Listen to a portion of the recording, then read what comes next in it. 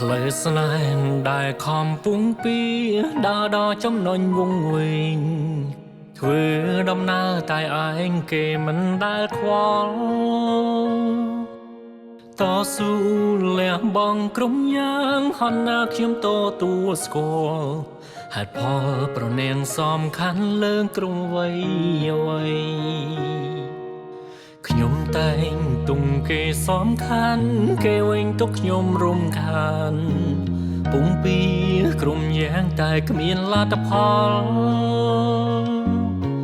ហន់កាយក៏មិនដែលកិនហន់ចិនខ្ញុំមិនដែលខ្វល់ព្រោះចង់ឲ្យដើរដល់ចំណុចត្រូវការហើយត្រូវជឿដល់ណារស់ក្នុងសម្ពាធឯងកាបើស្នេហានេះលៀងបងតែមកខាងបិណ្ឌភ្នែកលួញយំក្នុងចិនធ្វើដោយខ្លួនឯងខ្លា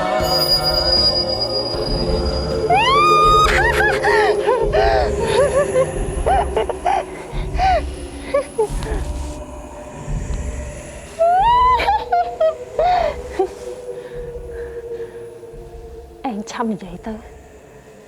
ថាឯងស្រឡាញ់អញឆាប់និយាយទៅថាឯងចង់រៀបការជាមួយយើងឆាប់និយាយទៅ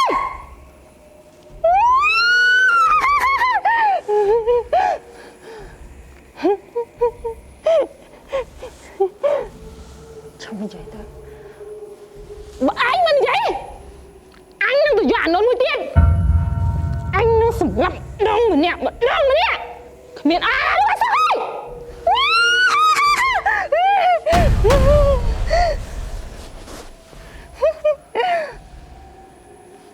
អញចង់បានអី